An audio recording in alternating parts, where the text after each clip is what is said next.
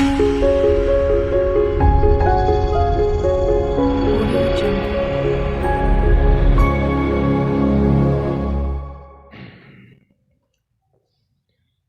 Hello welcome student, स्वागत करता हूं आपका हमारे और आपके favourite YouTube channel study with ए&ए में।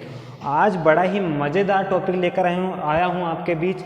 एक ऐसे टॉपिक की आज शुरुआत करने वाले हैं। एक ऐसा कमेंट मेरे पास आया था जिसको लेकर मैंने सोचा वीडियो बनाना चाहिए। सो आज इंग्लिश का हम बड़ा ही शानदार टॉपिक पढ़ने वाले हैं। देखिए, डे 2 आज हमारा है। डे 2 मीन्स फर्स्ट वीडियो हम मैथ का शूट करते हैं, उसके बाद हम इंग्लिश का वीडियो लेकर आते हैं, फिर हम एक साइंस का वीडियो लेकर आते हैं। ऐसा हमारा डे 1, डे 2, डे 3। तो आज डे 2 में हम पढ़ने वाले हैं इंग्लिश।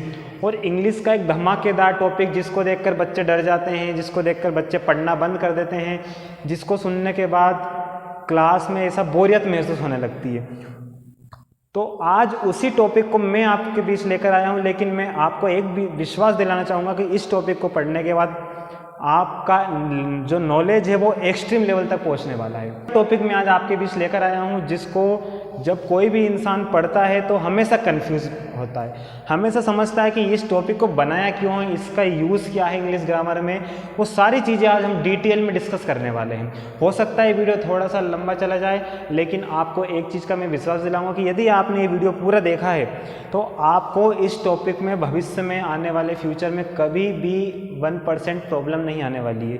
ये मैं गारंटी के साथ बोल सकता हूँ। और हमें जब भी मैं देखता हूँ बच्चों से बोलते हैं कि बेटा नरेशन, इस टॉपिक का नाम है नरेशन, है ना।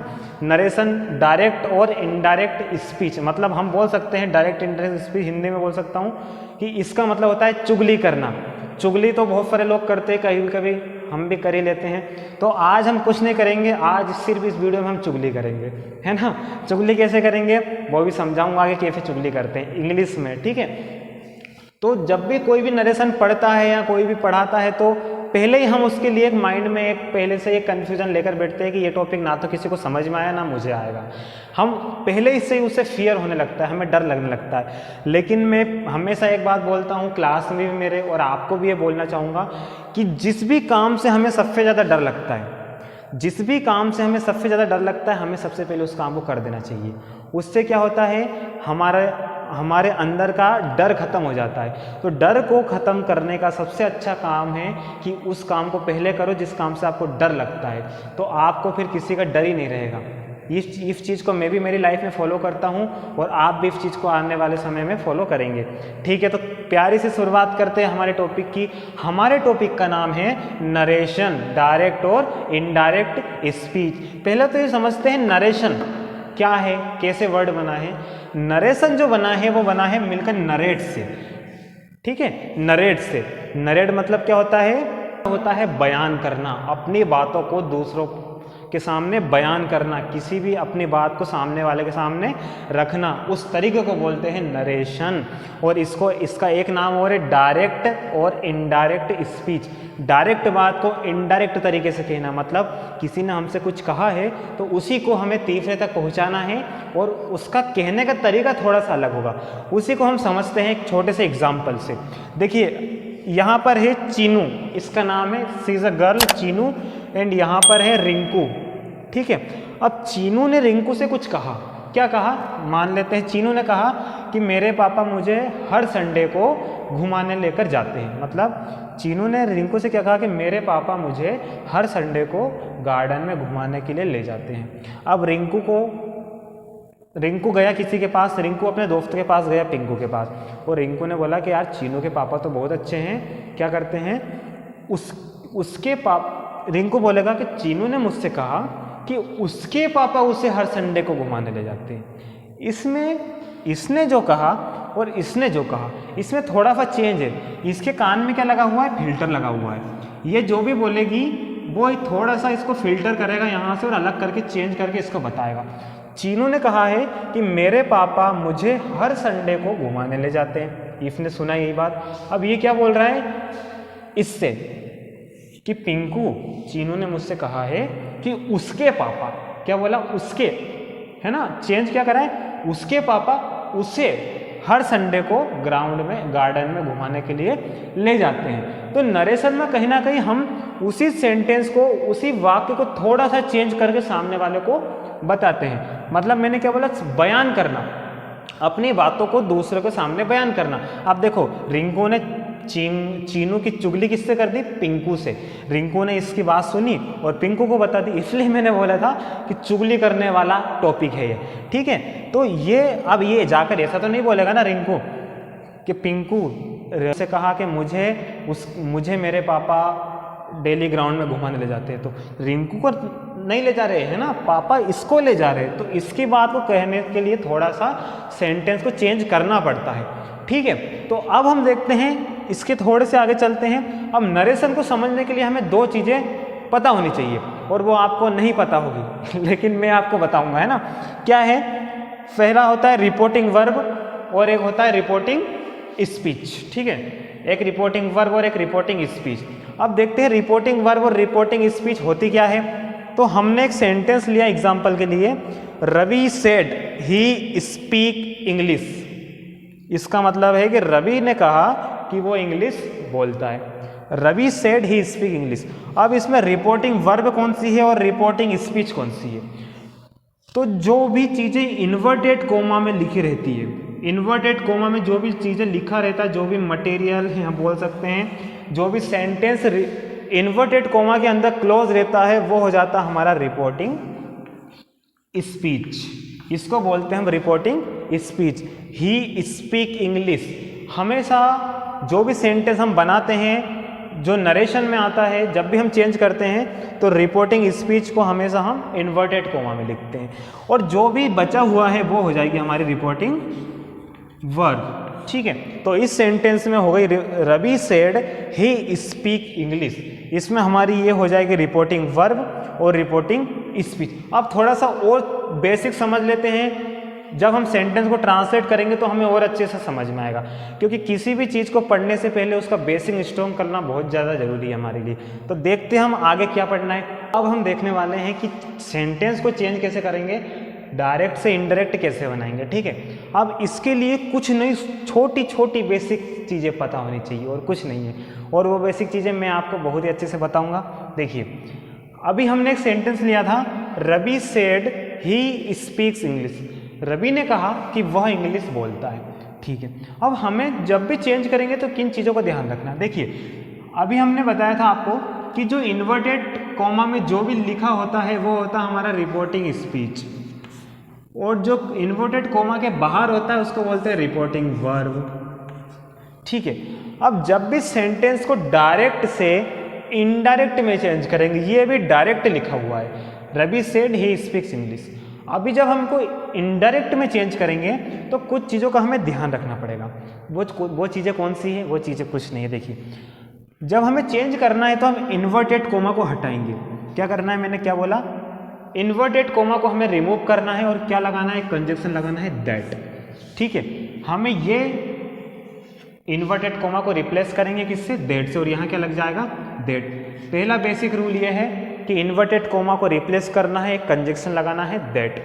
हर जगह हर सेंटेंस में ये आपको ध्यान रखना है, क्योंकि कई बार बार कुछ चेंज नहीं होगा, बस इसको हटाना है और दैट आपको लगाना है। सेकेंड क्या होता है, दो तरह के आपके पास सेंटेंस आएंगे।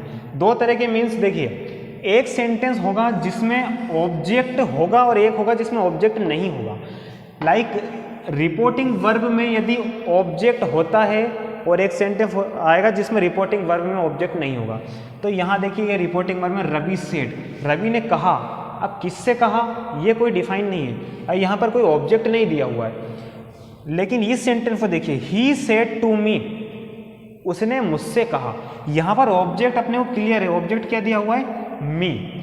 तो जब भी ऑब्जेक्ट नहीं दिया जाएगा तो हमको सेड को सेड ही लिखना है, नो चेंज, कोई चेंज नहीं। यदि ऑब्जेक्ट रिपोर्टिंग वर्ब में ऑब्जेक्ट नहीं है तो we have not to change anything, हमें कुछ भी चेंज नहीं करना है, सिर्फ सेड का सेड रहेगा, बस इन्वर्टेड कोमा को हटाएंगे और दैट लगा देंगे। फर्स्ट क्लियर हो गया आई थिंक। सेकेंड देखते हैं, यदि ऑब्जेक्ट आ जाता है किस तरह, ऐसे ही सेड टू मी, यहाँ पर ऑब्जेक्ट आ गया है। यदि ऑब्जेक्ट आएगा तो से को हम टेल्स में चेंज करेंगे और सेट को हम किस में चेंज करेंगे, टोल्ड में। मतलब यहाँ पर क्या लिखा है सेड, तो इसको किस में चेंज कर देंगे हम, टोल्ड में। यदि यहाँ पर से लिखा होता ही सेड टू मी, तो हम उसको टेल्स में चेंज करते। क्लियर? क्या बोला मैंने कि यदि ऑब्जेक्ट रिपोर्टिंग वर्ब में ऑब्जेक्ट नहीं आता है तो यहाँ पर नो चेंज, सेड का सेड रहेगा, इन्वर्टेड कोमा को हटाएंगे, दैट लगाएंगे। लेकिन यदि ऑब्जेक्ट आ जाता है तो हमें से को टेल्स लिखना है और सेड को टोल्ड करना है और कुछ नहीं करना है, बहुत ही सिंपल है। अब आगे के कुछ चेंजेस जो हम कैसे करेंगे, यदि टेंस को, क्योंकि इसमें हमें थोड़ा टेंस का नॉलेज भी होना चाहिए, तो टेंस को कैसे चेंज करना होता है वो हम देखेंगे इस टेबल में। तो इस टेबल में देखते हैं, जो टेबल में अभी आपके सामने बनाने वाला हूँ। सो अब आ गया हूँ मैं इस चार्ट के साथ, बहुत ही इंपॉर्टेंट। यदि नरेशन सीखना है तो इस चार्ट को थोड़ा सा आपको अपने माइंड में रखना पड़ेगा, क्योंकि जब हम चेंज करेंगे डायरेक्ट से इनडायरेक्ट तो कहाँ पर क्या चेंजेस करना है वो रूल्स थोड़े से पता होने चाहिए। बहुत ज़्यादा बर्डन नहीं है, बहुत ही कम है। देखिए क्या है कि जब भी हम रिपोर्टिंग स्पीच को चेंज करते हैं इनडायरेक्ट में तो क्या होता है, यदि प्रेजेंट सिंपल टेंस में है क्या रिपोर्टिंग स्पीच मतलब जो इन्वर्टेड कोमा में जो भी चीज़ें लिखी रहती है वो यदि प्रेजेंट सिंपल में है तो उसको हम पास्ट सिंपल में चेंज कर देंगे। क्या बोला मैंने कि जो भी चीज़ें इन्वर्टेड कोमा में लिखी हुई है मीन्स रिपोर्टिंग स्पीच, यदि वो प्रेजेंट सिंपल है तो उसको पास्ट सिंपल बना देंगे। प्रेजेंट कंटिन्यूस है उसको हम पास्ट कंटिन्यूस में चेंज कर देंगे। प्रेजेंट परफेक्ट है उसको पास्ट परफेक्ट में कर देंगे। प्रेजेंट परफेक्ट कंटिन्यूस है तो उसको पास्ट परफेक्ट कंटिन्यूस में। आप आई होप मुझे ये तो पता है कि आपको इन चारों में तो कोई दिक्कत नहीं आई होगी कि इसको कैसे चेंज करना है। Present simple, past simple, present continuous, past continuous, present perfect, past perfect and PPC past perfect continuous and present perfect continuous. ठीक है, लेकिन थोड़ा सा आपको यहाँ पर डिफिकल्टी होगी कि पास्ट सिंपल में जो टेंस है वो टेंस किस में, पास्ट सिंपल में, तो उसको किस में चेंज करेंगे हम, पास्ट परफेक्ट में चेंज करेंगे। पास्ट सिंपल को पास्ट परफेक्ट में चेंज करेंगे। ओके, एंड पास्ट कंटिन्यूस को पास्ट परफेक्ट कंटिन्यूस में चेंज कर देंगे। पास्ट परफेक्ट को पास्ट परफेक्ट कंटिन्यूस में। और फ्यूचर टेंस में कोई चेंज नहीं होता है, बस विल का वुड हो जाएगा और शेल का शुड हो जाएगा। कोई ज़्यादा चेंज नहीं करना है इसमें हमको, विल का वुड हो जाएगा, शेल का शुड हो जाएगा। इस वीडियो को हम ज़्यादा लंबा नहीं करेंगे, मैं सोच रहा हूँ कि एक सेकेंड वीडियो भी लाऊंगा इसी का, जिसमें जो थोड़ी और इन्फॉर्मेशन बच जाएगी, जैसे इंट्रोगेटिव सेंटेंस। हाँ, आज हम इसमें सिर्फ सिंपल सेंटेंस बनाना सीखेंगे। नेगेटिव इंट्रोगेटिव सेंटेंस होते हैं, लेट वाले सेंटेंस होते हैं, उनमें थोड़ा सा चेंज अलग होता है, तो मैं उसको आपको सेकेंड वीडियो में कवर करवाऊंगा। लेकिन यदि आप 10th का एग्जाम देने वाले हैं, आप 9th का, आप 11th 12th का एग्जाम देने वाले हैं और इंग्लिश से ग्रामर में नरेशन नहीं आता है, तो मैं आपको ये तो विश्वास दिला सकता हूँ कि यदि आपने इस वीडियो को पूरा देखा है तो आज से आपका नरेशन का पूरा झंझट खत्म हो जाएगा। आप आज नरेशन पूरा फिक्स करके जाने वाले हो इस वीडियो के बाद। ठीक है, तो हमने देख लिया टेंस का चेंजेस कैसे होता है। तो अब आप इसको अपने माइंड में क्लिक कर लीजिए या अपनी कॉपी में नोट कर लीजिए, क्योंकि मैं इसको हटाने वाला हूं और अब हम कुछ टेंस को चेंज करने की कोशिश करेंगे। तो now try to change some sentence in direct to indirect. हम हमारे सेंटेंस को चेंज, जो भी रूल्स हमने पढ़े हैं, जो भी टेंसेस हमने पढ़े हैं, जो भी बेसिक चीज़ें हमने सीखी, उनको करेंगे हम यहाँ पर अप्लाई। तो आइए करते हैं शुरू, है ना। क्या लिखा है first sentence, she said I am a doctor. ठीक है, उसने कहा मैं डॉक्टर हूँ। ठीक है, उसने कहा मैं डॉक्टर हूँ। अब इसको हम करेंगे चेंज। तो रूल समझिए, हमने क्या बोला था, यह है रिपोर्टिंग वर्ब, यह है रिपोर्टिंग स्पीच। यदि रिपोर्टिंग वर्ब में ऑब्जेक्ट नहीं है तो उसमें नो चेंज, कोई चेंज नहीं है। तो कैसे लिखेंगे हम इसको, सी सेड, ये एज इट इज हो जाएगा, इसमें कोई चेंज नहीं करना क्योंकि यहाँ पर ऑब्जेक्ट नहीं है। इसको हमें रिप्लेस करना है और क्या लिखना है, हाँ क्या लिखना है, दैट लिखना है। इसको हमने रिप्लेस कर दिया और लिख दिया दैट। सी सेड दैट, उसने कहा आई एम ए डॉक्टर।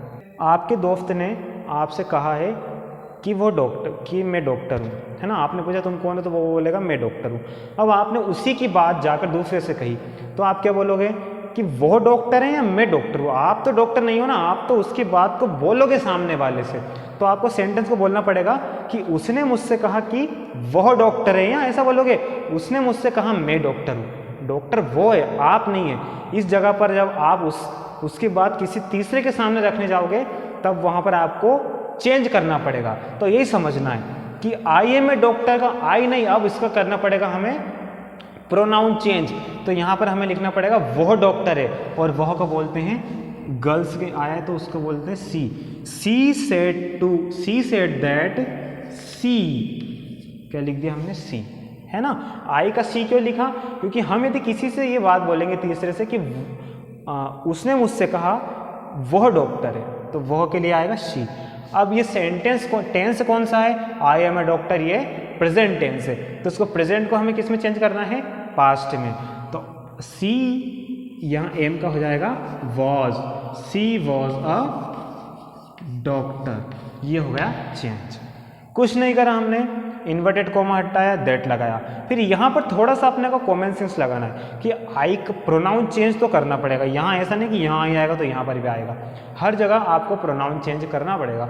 तो ये आपको सोचना पड़ेगा, थोड़ा अपना कॉमन सेंस लगाना पड़ेगा कि यदि किसी ने आपसे ये बोला है कि वो भाई मैं डॉक्टर हूँ, यदि मैंने आपसे ये बोला है और आप घर पर जाकर बताओगे कि हमारे सर ने हमसे बोला है कि मैं डॉक्टर हूँ, ऐसा तो नहीं बोलोगे ना, आप बोलोगे हमारे सर ने हमसे कहा है कि वह डॉक्टर है ना, सर को डॉक्टर बना दिया।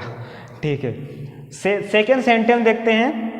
रवि सेड टू मी, बड़ा प्यारा सा सेंटेंस है भैया। रवि ने मुझसे कहा है कि I went to his shop. Ravi ने मुझसे कहा है कि मैं मेरी दुकान पर गया, तो इसी को हम बनाते हैं कि रवि भैया जरा आइए, रवि जी को मिलते हैं। रवि सेड टू मी, तो पहले तो सेंटेंस में चेंज करना है क्या कुछ, ये देख लो।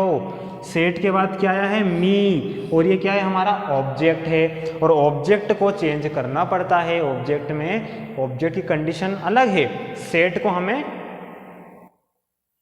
चेंज करना है किसमें, टोल्ड में, है ना। तो हम क्या लिखेंगे, रवि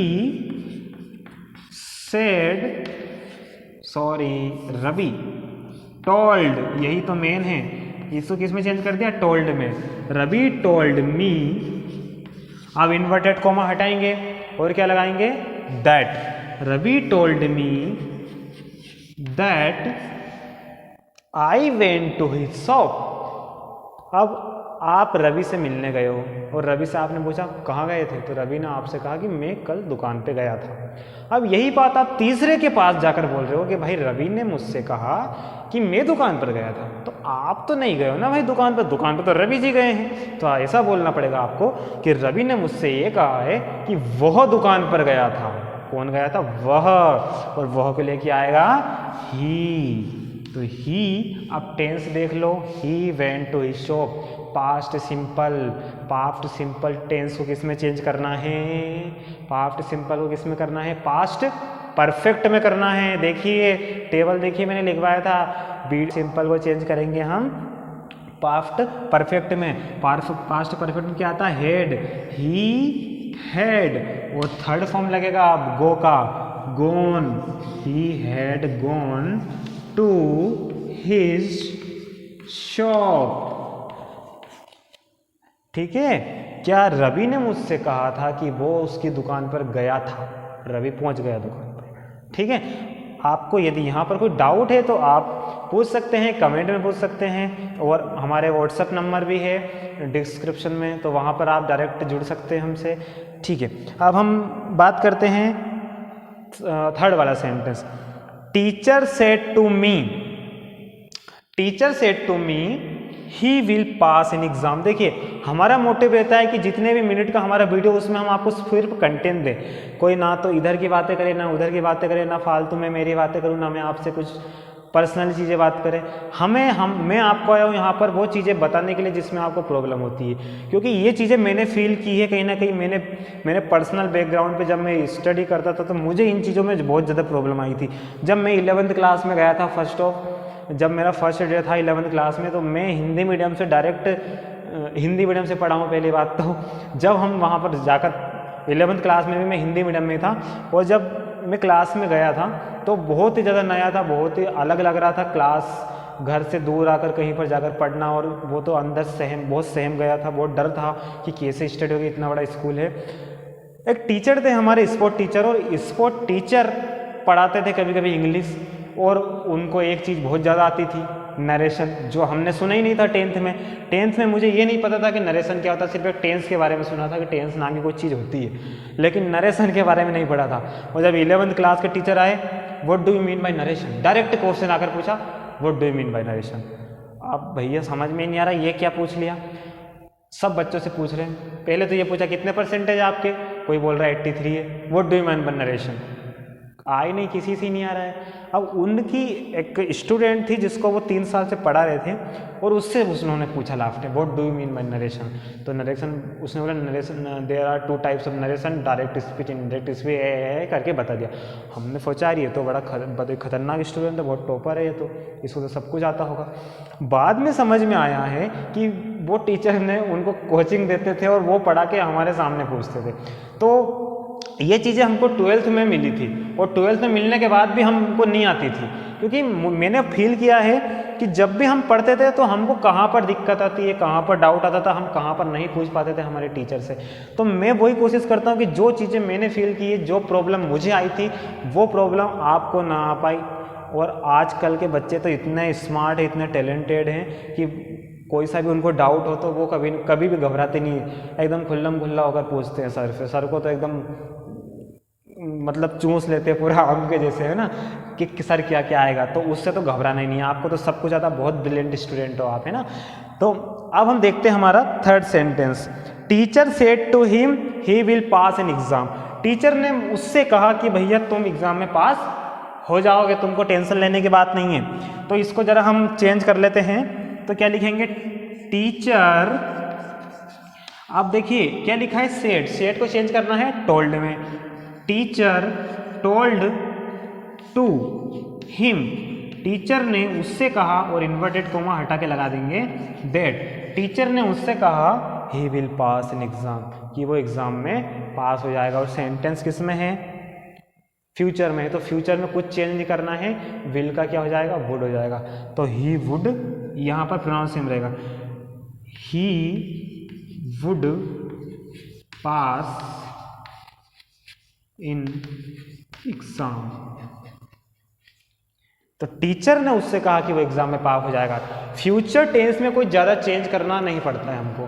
फ्यूचर टेंस में जो सेल और विल आता है उसको हम जनरली चेंज कर देते हैं विल और शुड में। तो आई होप आपको ये सारी चीज़ें बहुत अच्छे से समझ में आई होगी। यदि आपको फिर भी कोई कन्फ्यूज़न है, फिर भी कोई डाउट है, तो आप हमसे कमेंट में पूछ सकते हैं। हमारे व्हाट्सअप नंबर है, मेरा इंस्टाग्राम आईडी है, इंस्टाग्राम पर भी ज़्यादा एक्टिव रहता नहीं हूँ मैं। यदि आप पूछते हैं कुछ तो वहाँ पर भी मैं आपको हेल्प करने की कोशिश करूँगा। और इसी का मैं एक नेक्स्ट वीडियो इससे भी ज़्यादा अच्छा, जो इम्पोर्टेंट चीज़ें बच चुकी हैं वो लाने की कोशिश करूँगा।